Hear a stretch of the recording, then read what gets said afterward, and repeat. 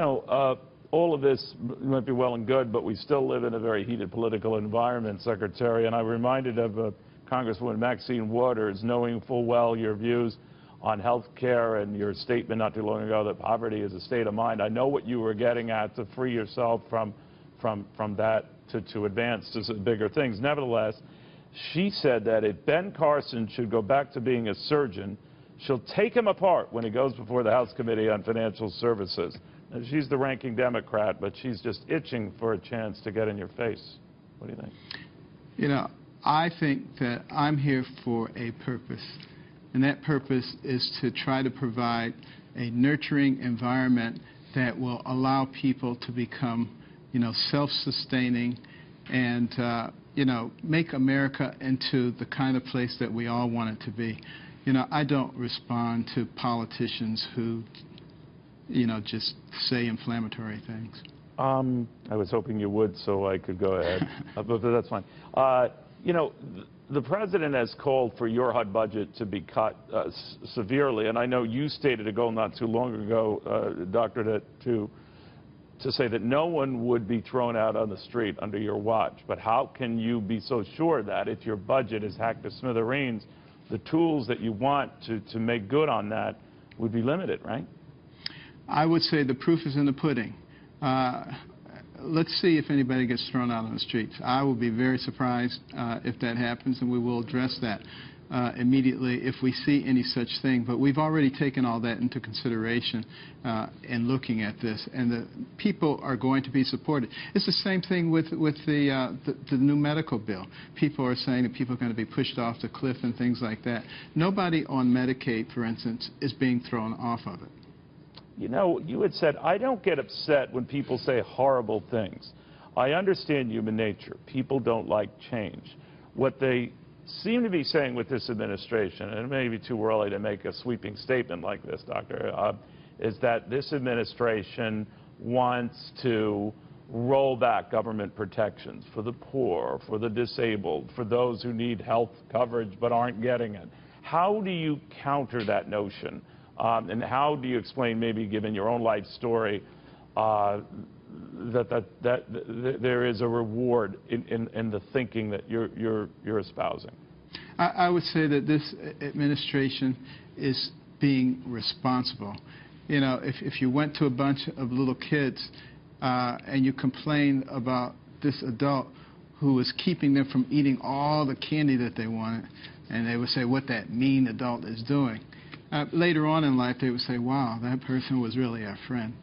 And, we are looking at the big picture, not only what's going on today, but what has to go on tomorrow. Isn't that the reason that we have these sophisticated brains with these big frontal lobes, so we can think beyond what we can see?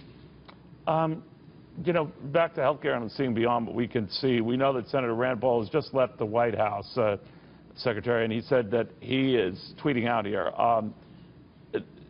that the president appears open to making the bill better, referring to the Senate measure, is Senate leadership. Are you getting a sense that there is a division growing between what the president is willing to do and what the Senate Republican leadership is willing to do?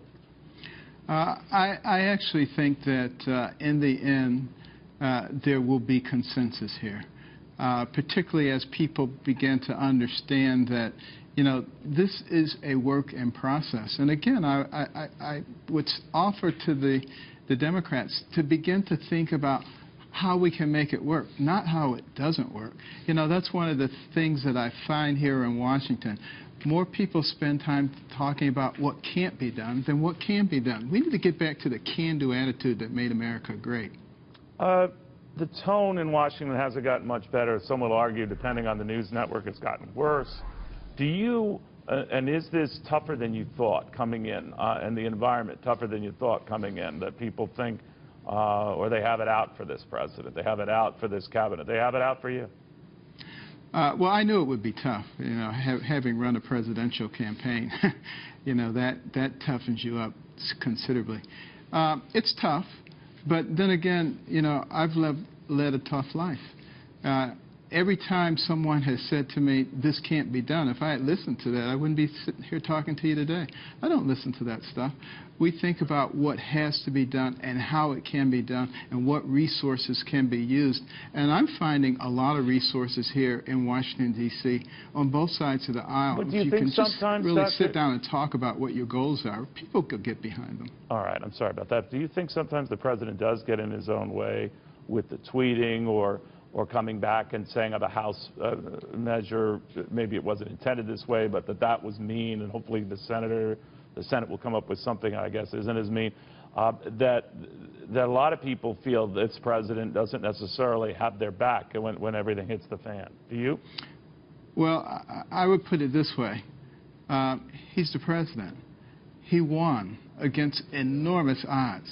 That means he's got something going for him.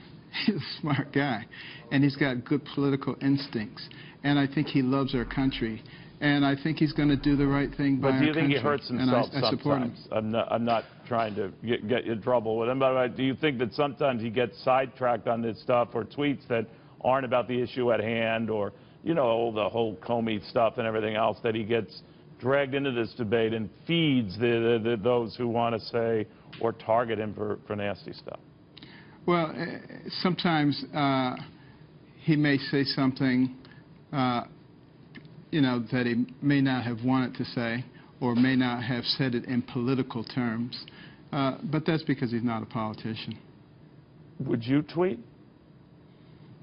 I use Facebook. Okay. Well, you're one of 2 billion now who do, so congratulations. Thank you. Any sense that you have right now on this health care measure, if it doesn't go through and they don't iron out their differences, are all bets off? Can you even get to tax, or can you even get to some of like the housing initiatives you're trying to plan to get more millennials in homes, et cetera? Is all that put on park or stopped if we don't see this done? No, we're working very hard on finding ways to you know, look at things that have gotten in the way and move those things out of the way. Regulation after regulation piled on top of each other, which has created a labyrinth, a maze that's very hard to get through. And we're taking away those detours and making the pathway straight. That's going to happen regardless of what happens with health care. But I really do think that the senators are going to be smart enough to recognize, you know, what the alternatives are, and to recognize that maybe you don't get everything you want. Maybe it's not perfect the way you want it, right, but it is progress. That's what they need to think about. It's progress. We're moving in the right direction. Because, you know, to simply say, well, let's go back to Obamacare when we see that it's going off the cliff, I think is pretty irresponsible also. Oh, yeah, they're pushing Granny off the cliff and all that stuff. Secretary, a real pleasure having you. Thank you very much. Always good to be with you.